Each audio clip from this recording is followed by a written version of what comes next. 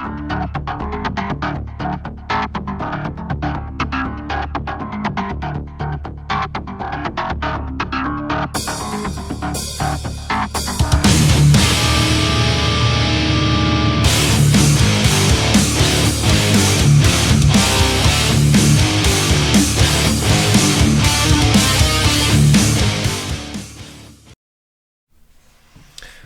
to the Darkstream, Voxday, voxday.net, and unauthorized.tv.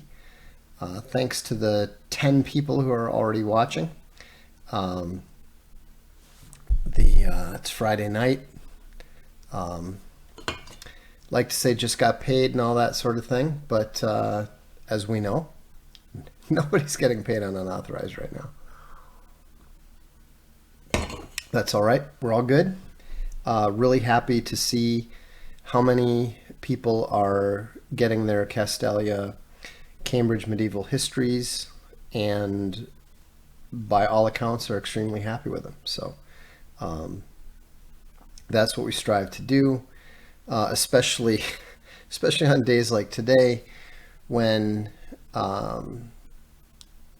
we finally figured out something that I had initially suspected for a long time, which is that we just do not have the correct foil stamping machine to produce the kind of quality books that we want to do. Now it's not all bad. I mean, it's a bit of a yet another delay. Fortunately, the machine that we bought is very highly in demand because it's a great machine. And it has a lot of broad applications. It just doesn't happen to be very good at what we do. And what we do is we stamp leather. And this is, I think, an important lesson, and it's one that I'm going to share with you all tonight. Over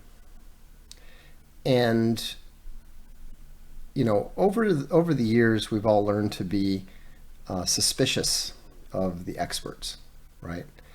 But most of our suspicions related to the experts are related to them not actually being experts, right? When you've got the economists who just are fundamentally wrong about the way things work, when you've got the credentials, people with credentials that don't actually know anything. It's not that difficult to understand why and how the experts, they're not actual experts, right?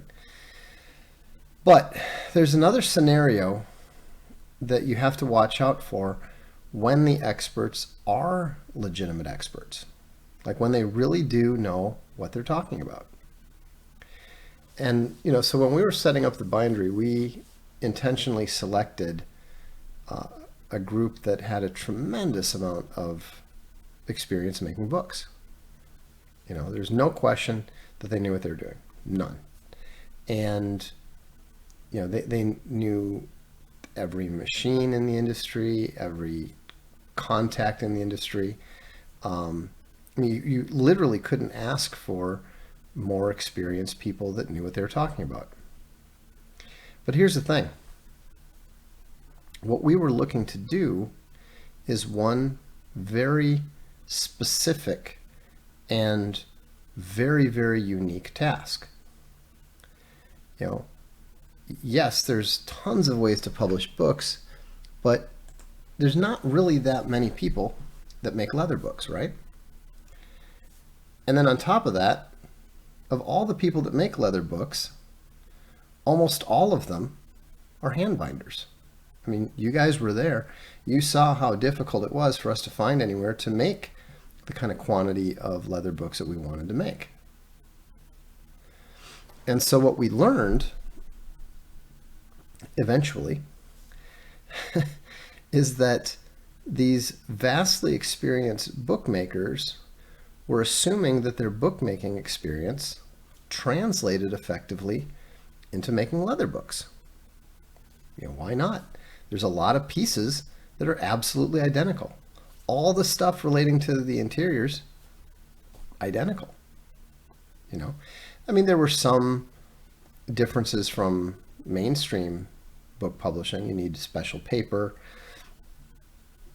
You know, sometimes you have to use slightly different printing, but that's not that uncommon.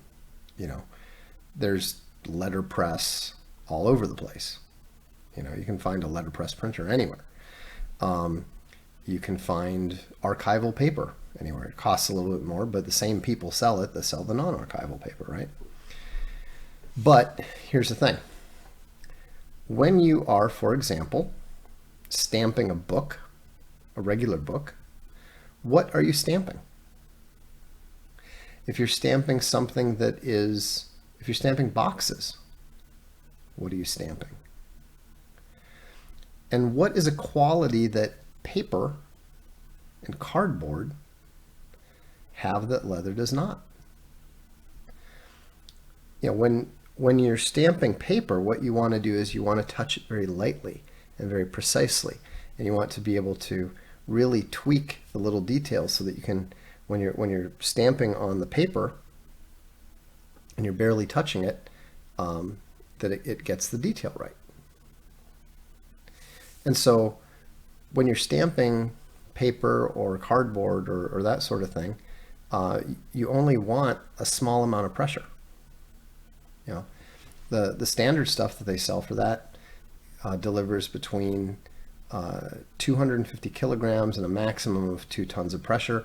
And generally speaking, you use something towards the lighter element. Why? Well, it's pretty obvious. What happens if you stamp down too hard on paper? You punch right through it. But we don't work with paper. We work with leather. Do you know how much pressure they recommend for using stamping leather? They recommend at least 20 tons. You know, they also have special foils that they've developed just for leather.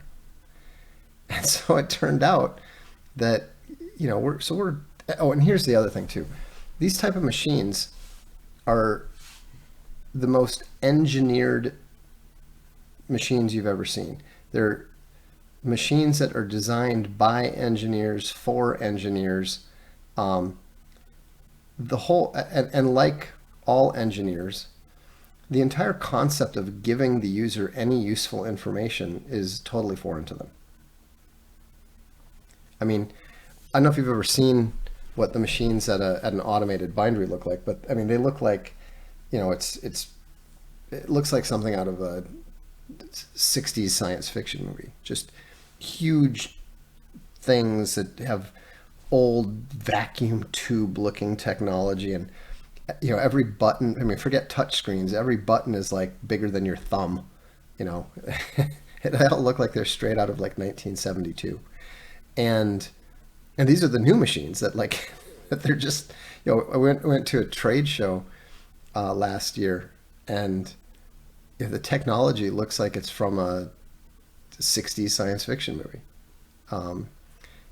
It looks old and baroque. And everything is always painted green for some reason, like this weird olive green. But anyhow, so you don't know, you literally don't know how much pressure you're using. You're just supposed to like basically wreck the first few things that you do. And keep in mind, this is totally normal. We actually realized that that's what BindTech was doing, because we always have to send them a few extra leathers and stuff.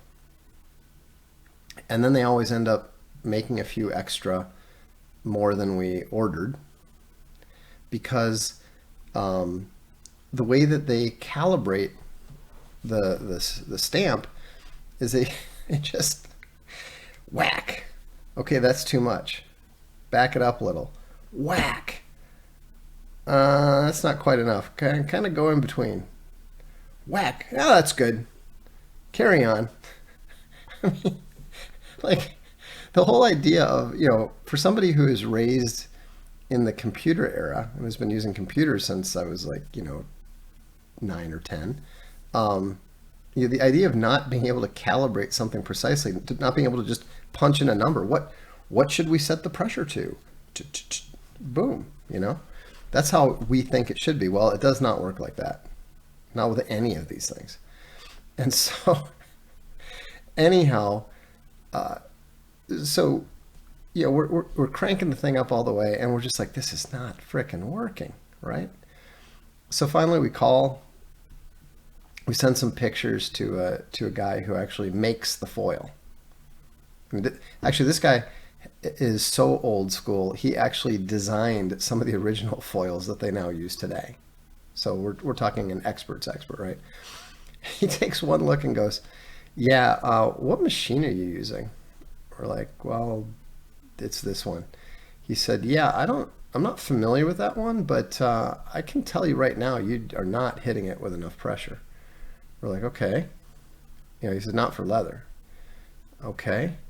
So what do we need? He's like, "Well, you probably need at least 20 tons. But, if you want to, really make sure you can, properly stamp elephant hide, you probably want to go with the full, like 50 tons. And it turns out that our machine delivers a maximum of 8 tons of pressure. And because of some of the stuff that we've done to rig it up to make it easier to operate with, that actually reduces the amount of available pressure. So we're probably hitting it with about 4 tons, which is about 1/5 of what we really need. So anyhow, we're going to be replacing that machine. Haven't decided which one we're going to replace with yet. But the good news is that we can exchange, swap it out pretty easy. Won't cost us anything net. Just time and the pain in the ass of, moving one big machine out and another big machine in. But you know what? I'm not going to be doing it. So, anyhow, but the key lesson is, just because someone's an expert in something related does not make them an expert in the actual situation problem at hand. Just because the guy knows how to build office buildings doesn't mean that he knows really how to build a house. So, also I have something to show you. This kind of amuses me. I just want to make it clear that this is not a new tent. This is not something that was purchased with the idea that Owen would be hosting comedy shows under it or anything. But this is seriously like the biggest, this is like the biggest article of clothing I think I have ever seen. I was talking to the guys at Dorking and I said, "Hey, one of our creators would really like a jersey. Could you arrange to send me a jersey for him?" And I was thinking, of course, of Big Bear. And because you know how Big Bear is, he's like, "Now we're into this. We're getting into that." So it's like, okay, now we got an English football team to support. So anyhow, I call him up. I explain, okay, this guy's huge. He's really large. They're like, "Well, what do you mean by large?" So I translated the American measurements into English, which of course is metric. They're like, "Well, he's a big lad." So anyhow, I think they actually had this made because they don't have, they're not a huge premiership club or anything. So the home jerseys, they were completely sold out. They've been sold out for months. And so anyhow, they were sending me a couple things. And so they said, "Oh yeah, well we put a few extras in there for you." I was like, "Okay, cool." I pulled this out. I'm like, "What the hell is this?" I mean, it's so big. I mean, it goes on for like days. I mean, it might actually be too big for Owen. It's apparently it's 5XL. I didn't even know that 5XL was a size. You know, I knew there's 3XL, but apparently there's 5XL. So we're gonna get that sent out to Owen. I'm sure he'll be a proud wanderer in time and so forth. But anyhow, I was just I was just amused by how big that thing is. Anyhow, the other thing I was going to talk. I mean, this is just a Friday night stream. Don't expect don't expect any intellectual pyrotechnics here. But I do want to observe something that I mentioned on the blog earlier today, which is when I wrote Corporate Cancer, Intel was one of the companies that I specifically identified as being negatively affected by the convergence of social justice in the corporation. And even though I fully expected convergence to take its toll, the extent to which it has, gutted Intel to the point that it can't even build operational factories in the United States is just astonishing. And now that the what they call it, the DEI, the diversity initiatives, which they were just starting to talk about and just starting to adopt at big corporations like Intel when Corporate Cancer was published, now it's actually gotten into the grant contracting. It's gotten into the government funding.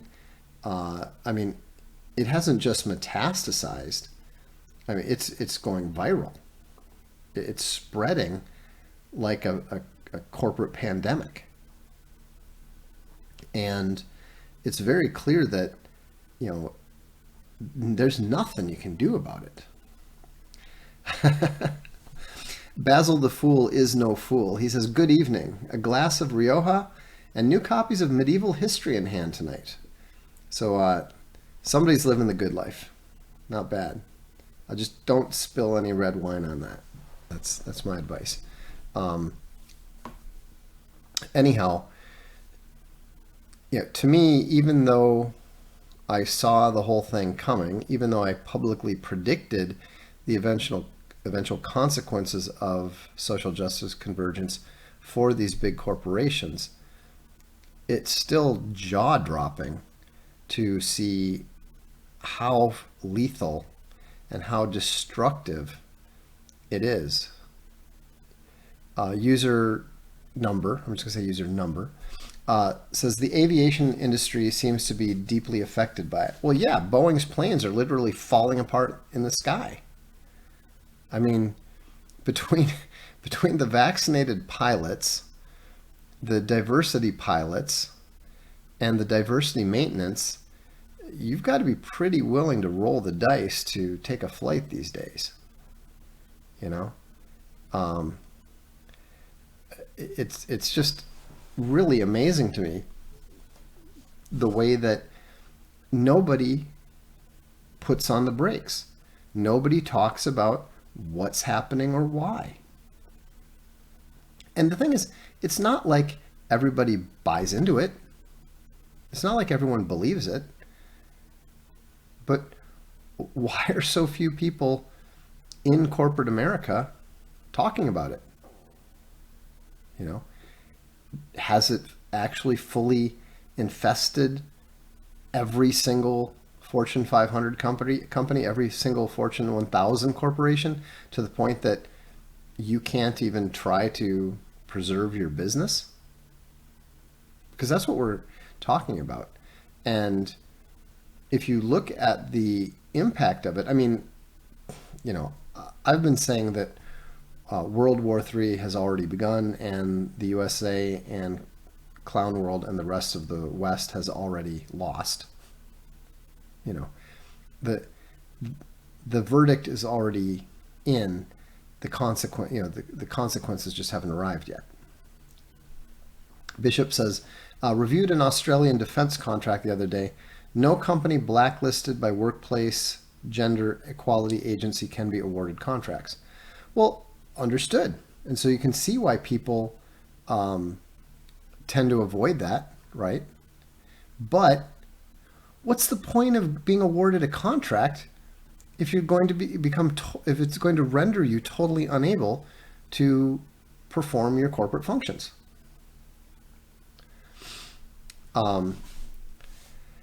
Renee says, I suspect the EV, electrical vehicle battery factories getting billion-dollar subsidies in Canada are also affected. Well, I have no doubt. And obviously, most of these people are short-sighted enough that they're like, well, who cares whether we can do it or not? Take the contract, get the business, blah, blah, blah. Okay, that's fine. But, I look 5 years, 10 years ahead. I look at the different strategic opportunities when we're thinking about what we're going to do and what direction we're going to head and what resources we're going to spend. Isn't there anyone at these companies doing that? It's really astonishing. And so, yes, this user number says people outside the West are literally saying that we've gone completely insane. Well, it does appear that we have collectively, but it's not insanity. It's not madness. It is purely destructive evil. And James Dellingpole has a great article today. I'm going to post it tomorrow on the blog, where he's trying to make it clear to the secular people, look, this is not by accident. This is not crazy. This is just what happens when you submit to wickedness, evil, and inversion. And maybe there's just that many wicked or short-sighted people that are involved that they're willing to, hamstring themselves in order to hook themselves up to the government distribution system. Because that's all it is. I mean, it's essentially corporate welfare, because it's not paying for anything. They're not developing anything. Not anything that works, not anything that functions. So anyhow, looks like we're getting a lot of people are having some issues, so I'll cut it short tonight. Don't know what the issues are, but some people are getting not get it, and who knows, maybe everyone's watching everyone's watching Stefan or something. But anyhow, have a good weekend. I may or may not stream this weekend. We'll just have to wait and see. But in any event, come by the blog. We'll see you on Social Galactic. I'm Vox Day, and this is the Darkstream.